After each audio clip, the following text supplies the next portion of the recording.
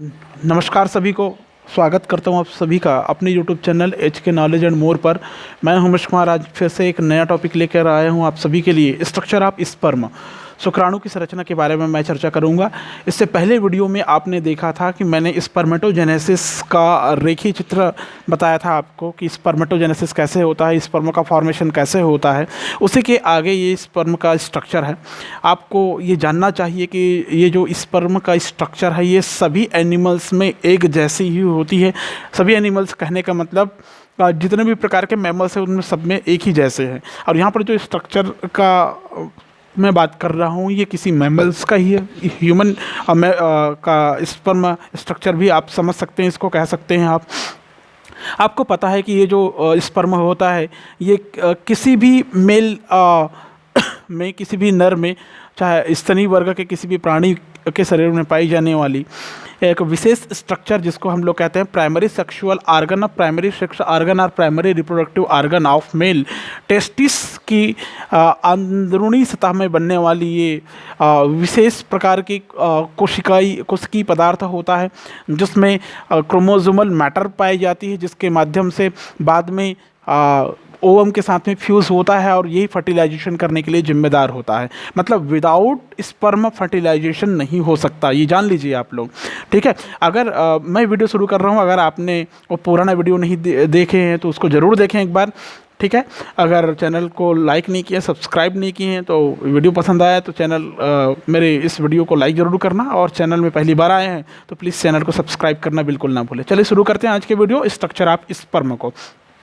जब भी हम स्ट्रक्चर ऑफ स्पर्म की बात करते हैं इसको हम 3 भागों में बांटते हैं। फर्स्ट पार्ट इसका कहलाता है हेड, ठीक है। सेकेंड पार्ट इसका कहलाता है मिडिल पीस और थर्ड पार्ट इसका बनाता है टेल। ठीक है, तो 3 भागों में हम इसका अध्ययन करेंगे। ठीक है, 3 भागों में जो अध्ययन करना है हमको, हम डायग्राम के बेस पे देखेंगे। मैं डायग्राम यहाँ पर शो कर रहा हूँ। डायग्राम बनाने में हो सकता है कि थोड़ा सा समय लग जाए, लेकिन घबराने की ज़रूरत नहीं है। ये प्रैक्टिस आपको भी करनी चाहिए, एग्ज़ाम में पूछा जाता है। तो मैं वहीं से शुरू कर रहा हूँ डायग्राम से। देखिए कुछ इस प्रकार का डायग्राम इसमें हमको मिलता है।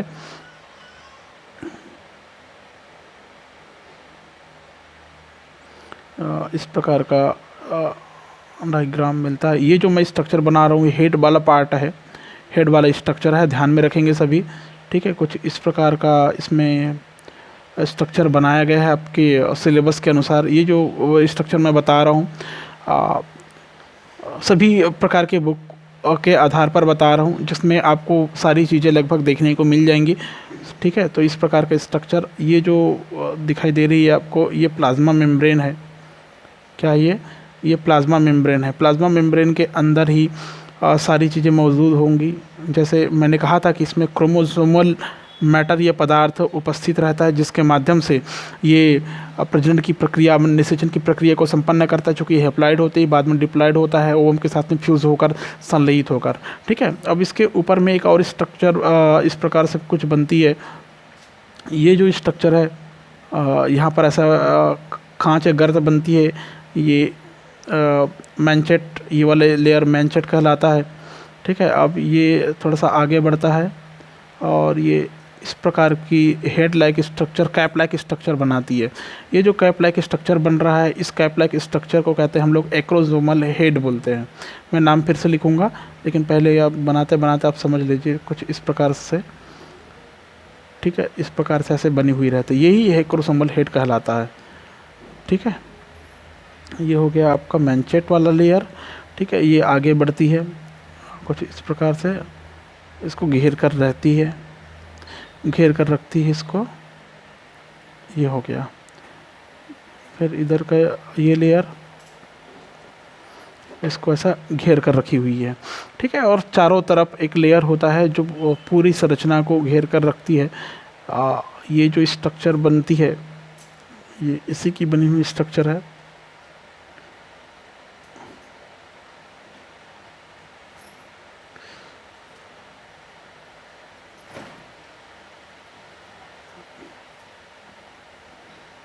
ये ऐसा घेर कर रखती है इसको। ठीक है, यहाँ पर आके ये थोड़ा सा कर्व हो जाता है, कर्व ले लेता है।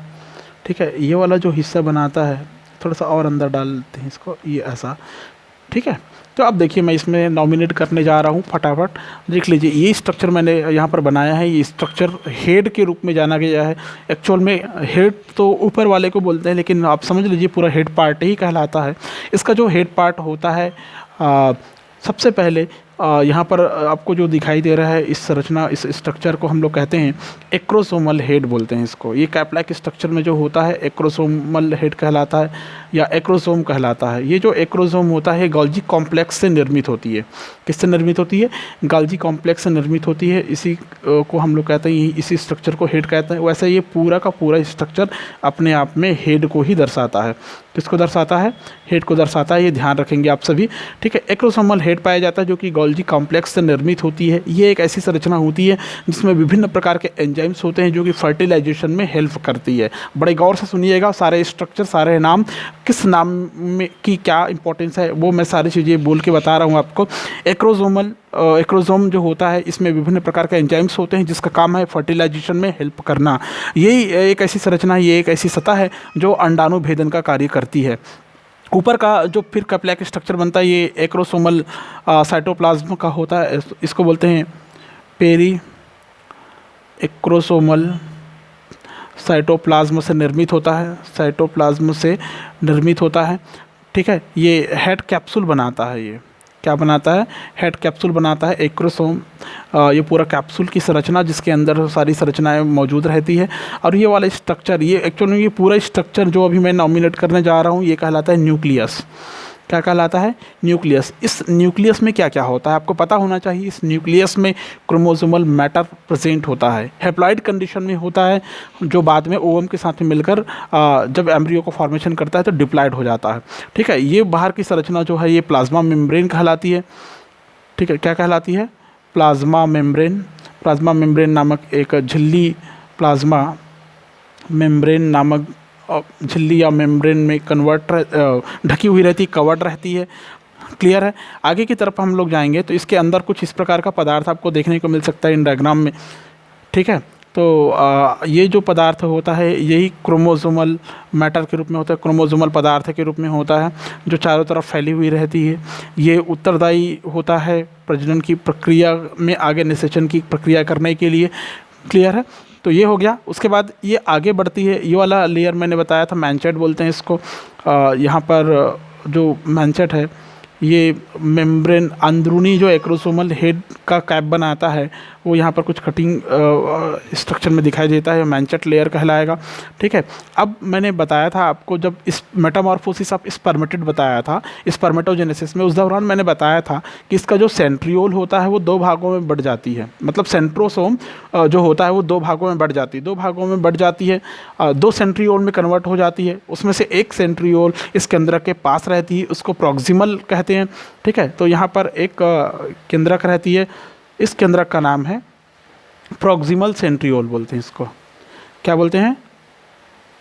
प्रॉक्सिमल सेंट्रियोल बोलते हैं इसको। इसका नाम है प्रॉक्सिमल सेंट्रियोल, दूरस्थ नलिका ऐसा बोल सकते हैं आप, सेंट्रियोल, ठीक है। सॉरी, समीपस्थ केंद्रिका बोल सकते हैं आप। सॉरी, प्रॉक्सिमल मीन्स होता है समीपस्थ, पास का, इस न्यूक्लियस के पास में है तो प्रॉक्सिमल सेंट्रियोल, ठीक है। अब इसके थोड़ा सा आगे जाएंगे आप तो इस प्रकार का ऐसा लेयर बनेगा इसमें। ये जो लेयर बन रहा है यहाँ पर, इसी को बोलते हैं, जो दूसरा वाला स्ट्रक्चर बनाता है सेंट्रोसोम दो भागों में डिवाइड होने के बाद में सेकंड सेंट्रियोल है, ये कहलाता है डिस्टल सेंट्रियोल कहलाता है। क्या कहलाता है? डिस्टल सेंट्रियोल कहलाता है। दूरस्थ केंद्रिका के रूप में इसकी गिनती कर सकते हैं आप लोग, ठीक है। अब क्या होता है, ये जो खांच वाला स्ट्रक्चर है, इस खांच वाले लेयर को मैं यहाँ पर नोट करा देता हूँ आपको। इसको नेक बोलेंगे हम लोग, गर्दन बोलेंगे। ये हेड, ये गर्दन, अब उसके नीचे मिलेगा बॉडी का है, ये बॉडी मिलेगा। तो ये जो बॉडी मिलेगा, इस बॉडी में क्या क्या होगा? ये जो डिस्टल सेंट्रियोल है यही आगे चलकर एक्सियल फिलामेंट का फॉर्मेशन करता है। तो इस प्रकार ये थोड़ा सा आगे बढ़ा देते हैं इसको, ठीक है। ये एक्सियल फिलामेंट बनाता है। क्या बनाता है? एक्सियल फिलामेंट बनाता है। थोड़ा सा मैंने आगे बढ़ा दिया, ठीक है। तो इस प्रकार इसको हम बना सकते हैं। ये हो गया एक्सियल फिलामेंट होता है। ये नाम लिख देता हूँ मैं, एक्सियल फिलामेंट, अक्षीय तंतु जो कि पूरे पुंज के आखिरी हिस्से तक जाती है। एक्सियल फिलामेंट के चारों तरफ माइटोकॉन्ड्रियल स्पाइरल उसको घेर कर रखते हैं। जो माइटोकॉन्ड्रियल स्पाइरल घेर के रखा हुआ है, ये शुक्राणुओं को गति करने के लिए, मूवमेंट करने के लिए, मूव करने के लिए लिक्विड में ये एनर्जी देती है। तो इसके चारों तरफ क्या मिलेगा आपको, इस प्रकार मैं जो स्ट्रक्चर बना रहा हूँ ये इस माइटोकॉन्ड्रियल स्पाइरल के रूप में रहेगा। किस रूप में रहेगा, माइटोकॉन्ड्रियल स्पाइरल के रूप में रहेगा। ये हो गया आपका फिर ठीक है, आप इसको देख के समझ सकते हैं कि यहाँ पर ये माइटोकॉन्ड्रियल स्पाइरल इसको चारों तरफ से घेर कर रखता है। इसका नाम है माइटोकॉन्ड्रियल स्पाइरल, माइटोकॉन्ड्रियल स्पाइरल। ये जो माइटोकॉन्ड्रियल स्पाइरल होता है ये पूरे शुक्राणुओं को एनर्जी प्रोवाइड करता है ताकि ये गति कर सके, मैंने भी बताया था। और इस अवस्था को जिसमें चारों तरफ उसको घेर कर रखती है एक्सियल फिलामेंट को, ये नेवेन कर्म कहलाता है। क्या कहलाता है ये स्ट्रक्चर, नेवेन कर्म। मैंने बताया था आपको जब मेटामॉर्फोसिस ऑफ स्पर्मेटेड बताया था उस समय। क्लियर है। एक्रोसोम तो मैंने बता दिया, जो हेड लाइक कैप लाइक की स्ट्रक्चर बनाता है, टोपिक के समान संरचना बनाता है। बाद में क्या होता है, इसका जो वाटर होता है वो सूख जाता है, सूख कर ये थोड़ा सा गाढ़े हो जाते हैं और स्पर्म का रूप ले लेते हैं। ठीक है ना, क्लियर है। ये हो गया माइटोकॉन्ड्रियल स्पाइरल। अब ये इस प्रकार से ऐसा कवर्ड रहता है। ये वाला हिस्सा नेक के बाद वाला हिस्सा ये मिडिल पीस कहलाता है। क्या कहलाएगा, मिडिल पीस या मध्य भाग कहलाएगा स्पर्म का। स्पर्म का मिडिल पीस है ये।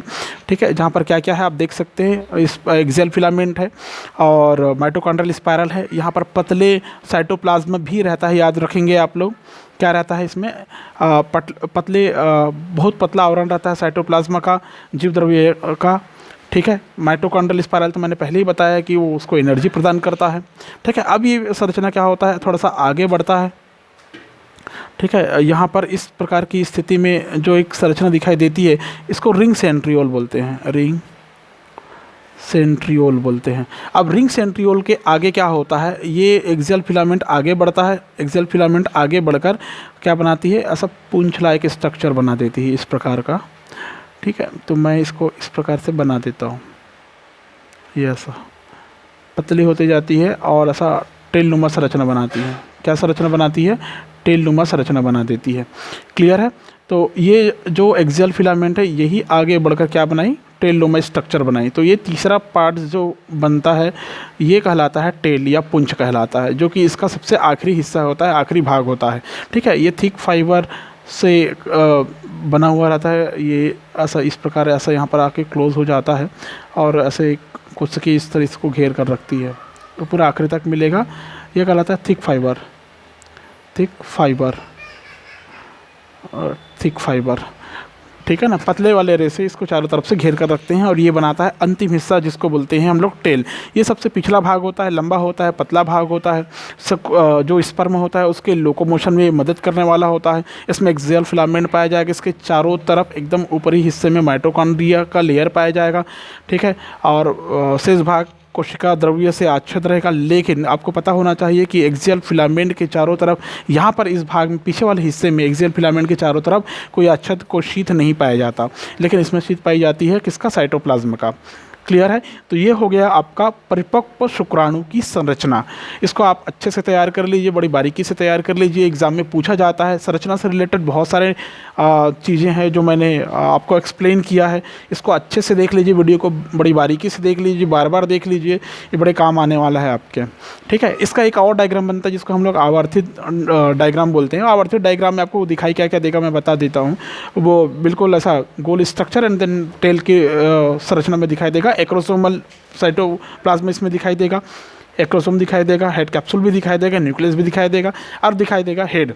उसके बाद में मतलब हेड दिखाई देगा पूरा, और उसके बाद में दिखेगा आपको पूरा माइटोकॉन्ड्रियल लेयर दिखेगा। माइटोकॉन्ड्रियल लेयर के बाद में पूरा टेल दिखाई देगा। तो वो आवर्धित चित्र हो जाता है इसका।